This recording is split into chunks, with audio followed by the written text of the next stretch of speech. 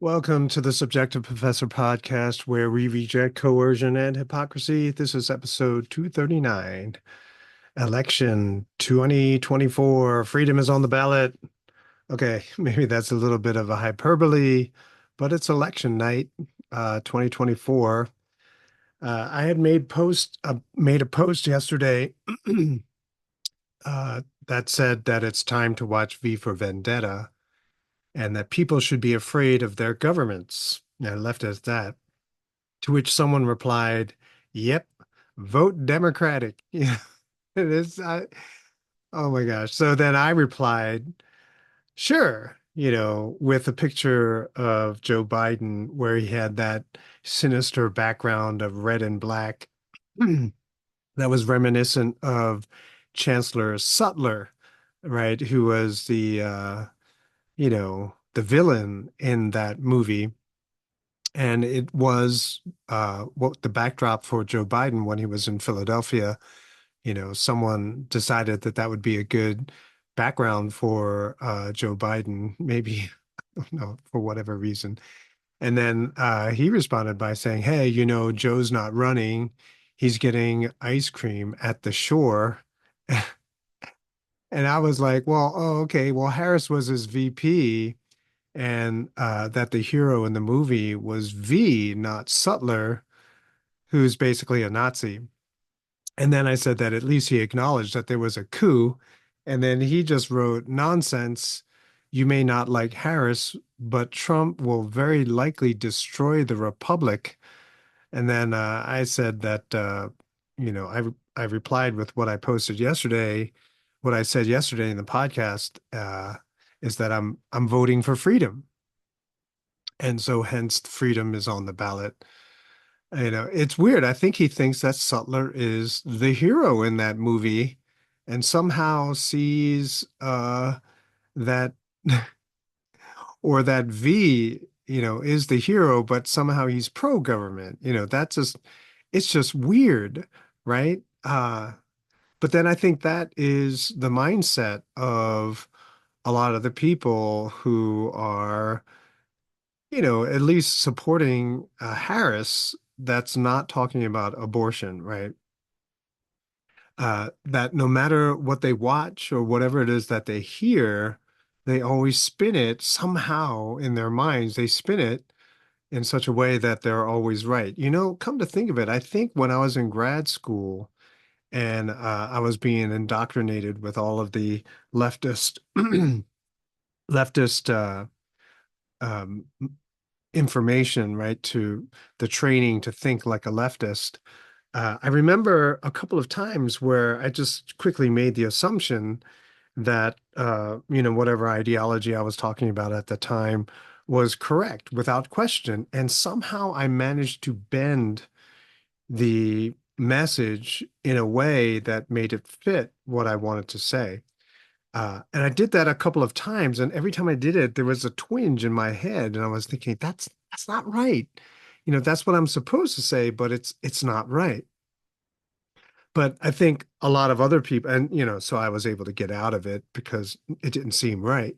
But I think for a lot of other people, because they're not in a situation where they're teaching, or like, say, for example, I was thinking about it, if you're a pastor of a church, the advice that you give, the words that you say, has an effect on the people who are listening. Like if someone is listening and does exactly what you advise them to do, and everything turns out badly, you are kind of responsible for that in a way, right? At least not legally, perhaps, but as a pastor of the church, you feel like you totally messed up, right?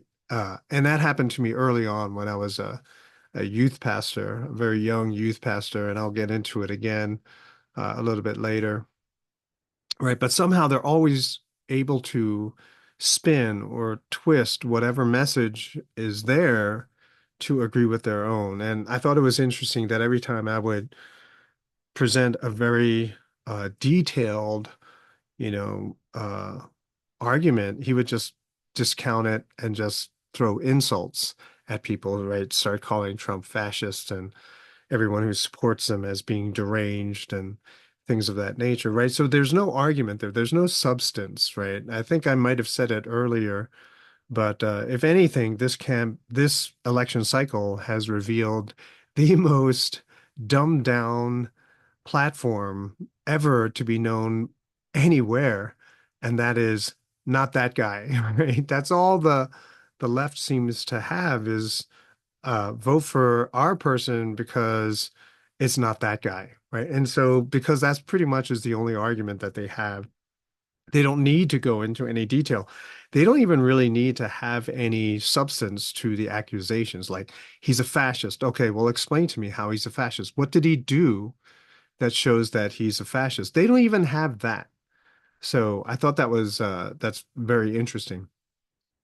So Ronald Reagan is famous for saying that the nine most feared words in the English language are, "I'm from the government and I'm here to help," right?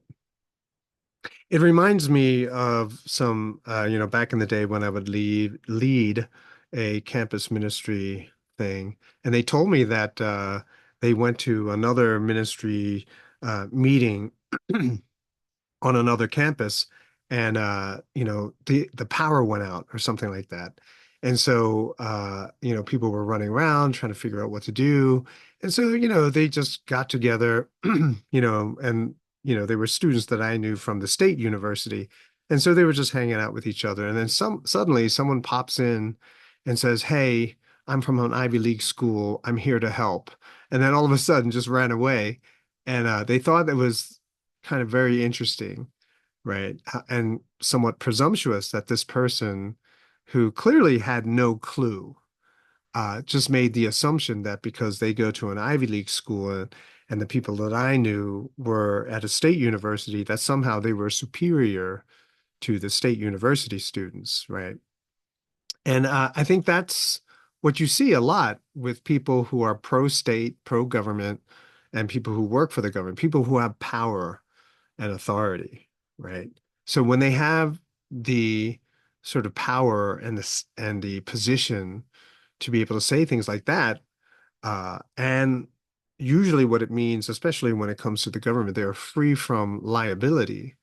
It causes arrogance. Like, if you never have to pay for the mistakes that you have done, you don't feel the pain, right? You don't have that sense of, oh man, I screwed up, right? There is no liability, there's no penalty, there's no punishment for screwing up badly. And that leads to even greater arrogance.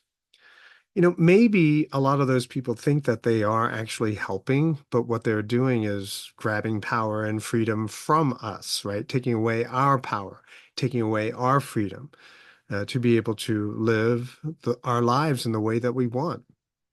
And as I said, I used to be, well, when I was a lot younger, I was a youth pastor, right? It's sort of like pastoral training. You're dealing with younger kids, right? And trying to relate to them and give them advice and guide them and lead them.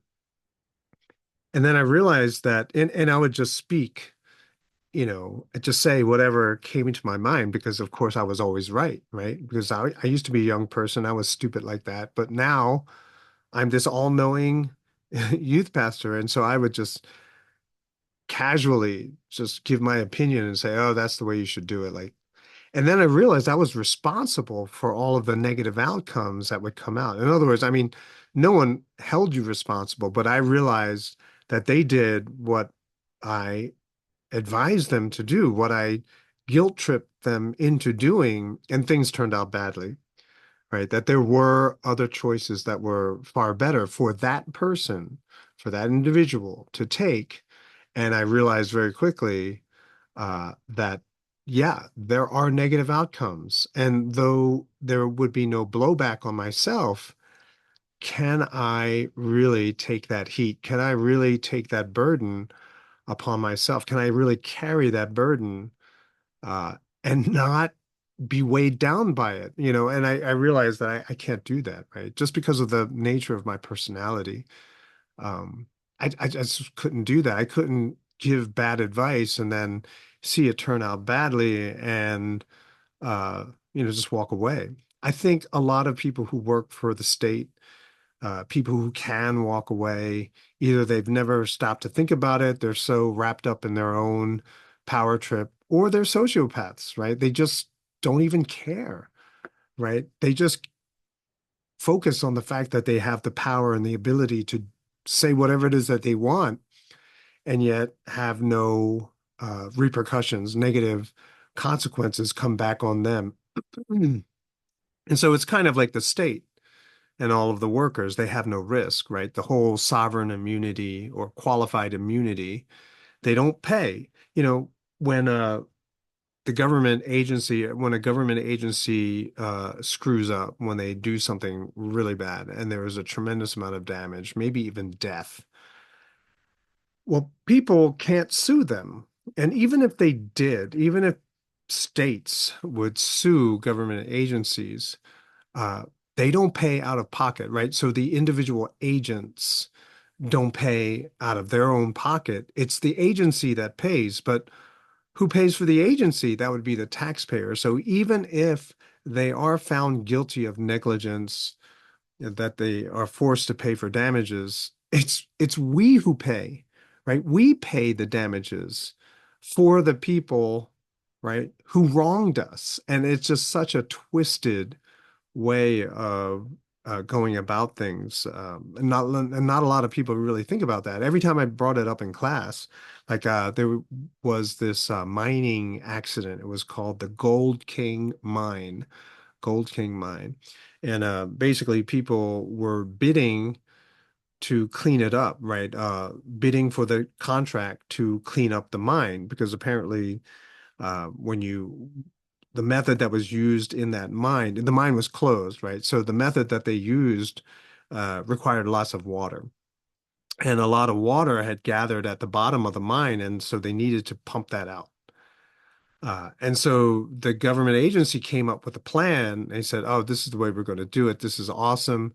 They got the contract, right? So not a private company, but of course the government agency got the contract. I think it was somehow associated with the EPA, Environmental Protection Agency.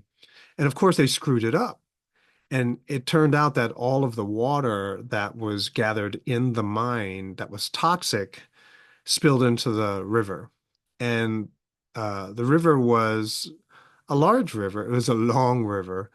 And the sludge that came out of the mine stretched across 5 states. And if you look it up, if Gold King Mine, you'll see that it was just absolutely horrific. It was everything died, right? So if you had a fishing business, a tourism business, something along the river, yeah, you were done. It was awful.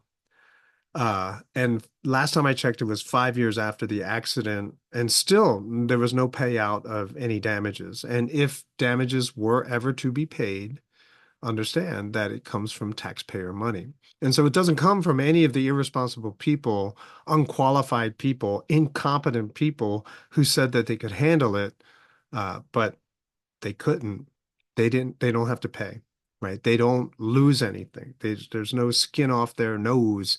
There's no hit to their wallet, right? They themselves do not uh, are not punished, right? So this is why the goal of every election should be to reduce the size of government. And the more that we reduce the size of government, the more freedom that we'll have. The more freedom that we have will unleash the creativity and innovation, which is stifled, particularly in this moment. Remember yesterday, in the previous episode, I talked about how Elon Musk was basically being sued for not hiring asylum seekers.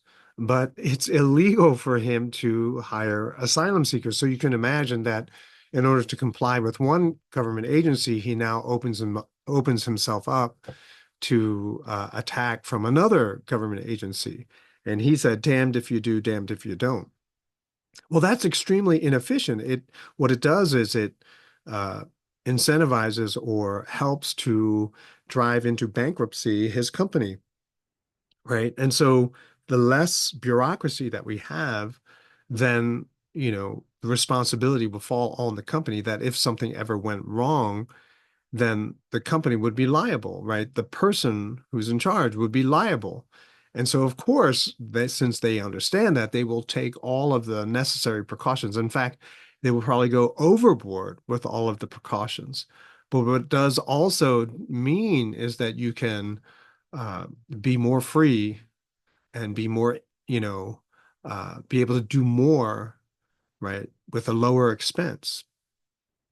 Now, in that conversation with Musk, Joe Rogan talked about, automation, how automation is a threat to a lot of people's jobs, right?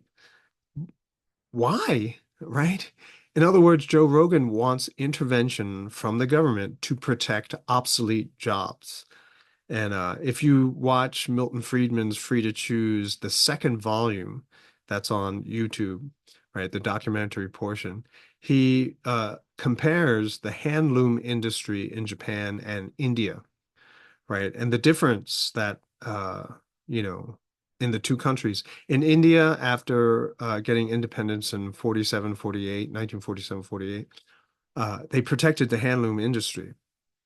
And so it's a well, it's just a total time consuming handloom, right? They're made out of wood and they're trying to make cloth. And they have a tremendous number of people basically working a handloom 24 hours a day, 7 days a week. The entire family is employed to keep that handloom working. And it's not, the quality is not that great, and they cannot keep up with demand. Now, contrast with Japan, uh, where when Commodore Perry went into Tokyo Bay and forced the markets open in Japan, they brought in all this innovation, immediately bankrupted the majority of Japanese handloom shops, right? But what happened was you had a tremendous amount of more material.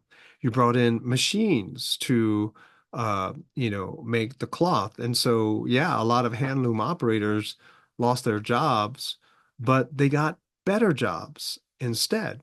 So when you have machines now cranking out many, many times more material than the handloom, plus with more complicated designs, right? You can program the machines now to make complex designs and patterns.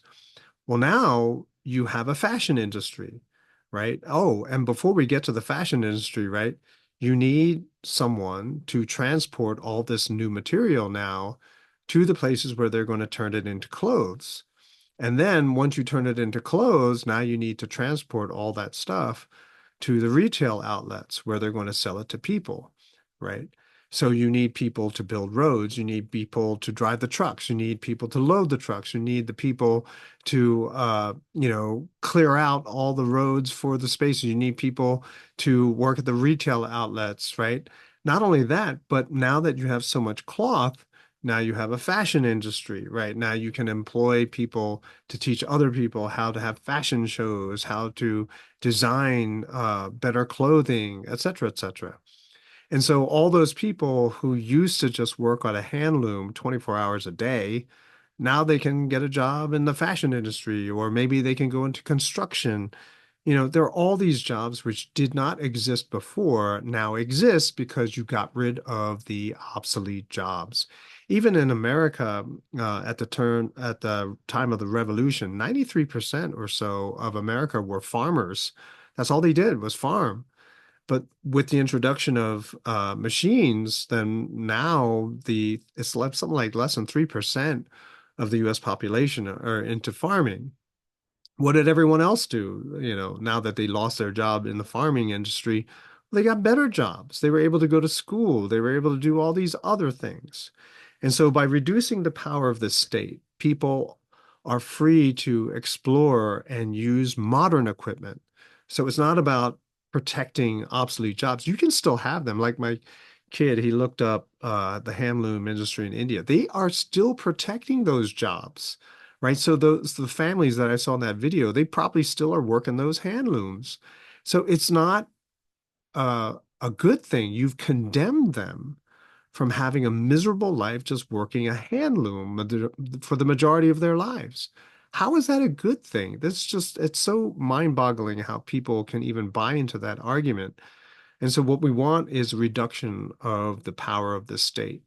so that people are free to explore. And in order for this to happen, people have to remember uh, freedom, what it's about, what it can offer.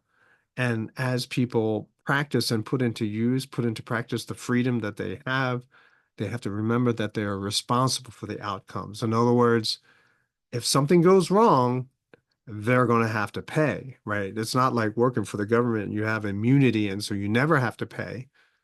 No, because we know ahead of time that we are responsible for something that goes badly, an accident or maybe even a death. Then we are ultra careful. We are super, super careful. And so we're going to come up with better safety protocols. We're going to come up with better business practices so that our workers are safe and so that nothing blows back and comes back on us. But people fear change, right? But we have to remember that change is the reality of life. It's like poverty and death.